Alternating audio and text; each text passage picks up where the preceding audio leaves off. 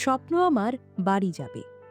সারা বছর দীর্ঘ খাটাখাটনি স্বস্তির নিঃশ্বাস ফেলেন খেটে খাওয়া ছাপোষা এই সংগ্রামী মানুষগুলো। উদ্দেশ্য একটাই, ঈদ আসবে, বাড়ি যাব, সালামি নেব, নতুন কাপড় পরব, সেমাই খাবো, বিরিয়ানি, পোলাও, কোরমা খাবো, কত যে পরিকল্পনা, কত স্বপ্ন। কিন্তু এত সব আনন্দের মাঝেও প্রাণ হারিয়ে ফেললেন 1% মানুষ। এক মুহূর্তেই সব শেষ। প্রাণবন্ধ প্রাণোচ্ছল জীবন এক তুড়িতেই শেষ। এই বছরের ঈদটা যেন অভিশপ্ত বছর।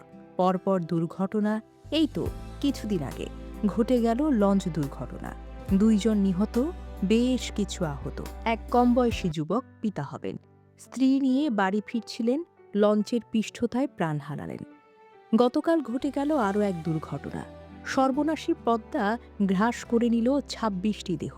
মারা গেলেন অনেকেই। বাসের চালক, হেলপার, কারো বাবা মা, কারো স্ত্রী, কারো বোন, কারো ভাই, কারো ছেলে, কারো স্বজন, কারো হয়তো পুরোটা পরিবার। ঘটে গেল এক মর্মান্তিক ট্র্যাজেডি। কত গল্প, কত ঘটনা। এই তো আলিফ নামের ছোট্ট একটা ছেলের বর্ণনা। বলছিল, আমার মা কিভাবে নিজের জীবন বিসর্জন দিয়ে আমাকে পার করে দিলেন।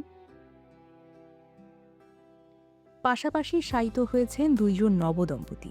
কি সুন্দর ফুটফুটে পরিবার মারা গেলেন, জানিয়ে গেলেন পৃথিবীকে চিরবিদায়। ২৬টি তাজা প্রাণ। কেউ ছিলেন বটবৃক্ষ, কেউ ছিলেন জীবনের একমাত্র সুখের অবলম্বন, আবার কেউ ছিলেন সবচেয়ে পছন্দের কেউ। এই যে নুরুজ্জামানের পরিবার, এক পলকে জীবনের সব সৌহার্দ্য মুছে গেল এক সৌহার্দ্য পরিবহনে। ডক্টর ইসরাত জাহান কান্নায় তলিয়ে যাচ্ছিলেন ক্রমশ। কি নিদারুণ তার বুক ফাটা আহাজারি।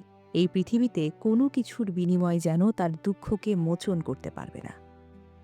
রেজাউল একজন ভদ্রলোক, মেয়েকে নিয়ে বাহিরে বের হয়েছিলেন, কিন্তু এসে দেখলেন এক নিমিষেই সব শেষ।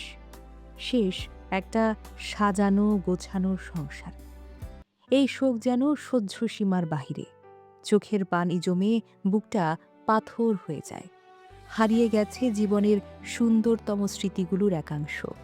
বাকি জীবন কাটানোর অবলম্বন কী বা হতে পারে, তা যেন এখন প্রশ্নবিদ্ধ বিষয়।